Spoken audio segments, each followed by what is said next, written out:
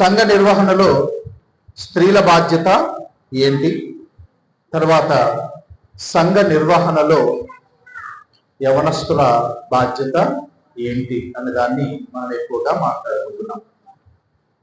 పెద్దలను గూర్చి స్త్రీలను గూర్చి ఎంత మాట్లాడుకుంటామో, ఎంత నేర్చుకుంటామో, యవనస్తులను గూర్చి వారిద్దరి కంటే ఎక్కువగా మనం చదవాలి, నేర్చుకోవాలి. ఎందుకు అంటే యవనస్తులది ఎలా ఉంటుంది అంటే సంఘములో వారి బాధ్యత కాస్త తక్కువగా ఉన్నా వారి ప్రవర్తనను బట్టి, వారి జీవితాన్ని బట్టి, వారి ఆలోచనలను బట్టే సంఘము ఆధారపడి ఉంటుంది. సంఘ అభివృద్ధి అనేది, సంఘ క్షేమాభివృద్ధి అనేది ఆ సంఘములో ఉన్నటువంటి యవనస్తుల మీద ఆధారపడి ఉంటుంది, వారి ప్రవర్తన మీద ఆధారపడి ఉంటుంది. అందుకే యవనస్తుల యొక్క ఆలోచన ఉదయం మనం చదువుకున్నాం. మత్తయి సువార్త 19వ అధ్యాయము 16 నుండి కొన్ని మాటల్లో మనం చదువుకుంటే గనక యవనస్తుల యొక్క ఆలోచన నిత్య జీవమునకు వారసుడను నేను ఎలా అవ్వాలి. ఇది యవనస్తులకు ఉండవలసినటువంటి ఆలోచన.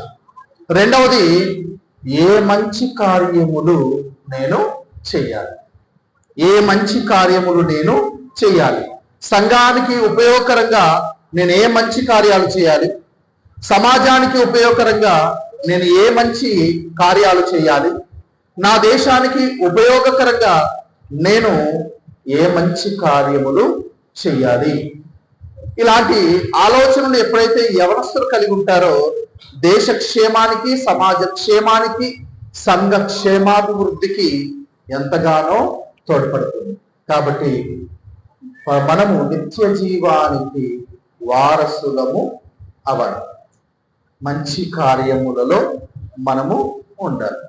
ఈ రెండు ఆలోచనలతో గనక యువత ముందుకెళ్తే తప్పక వారు ఏ స్థితిలో ఉన్నారో, వారు ఎందులో ఉన్నారో వారు ఉన్నటువంటి ఆ స్థలం అనేది ఖచ్చితంగా దిగ్విజయాన్ని సాధిస్తుంది. ఉదయకాలం మందు కొన్ని మాటలు మనం నేర్చుకున్నాం.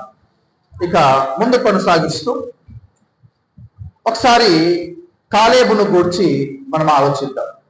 కాలేబును గురించి ఆలోచిద్దాం. యెహోషువ గ్రంథము 14వ అధ్యాయం. యెహోషువ గ్రంథము అందరూ తీసుకోవాలి. యెహోషువ గ్రంథము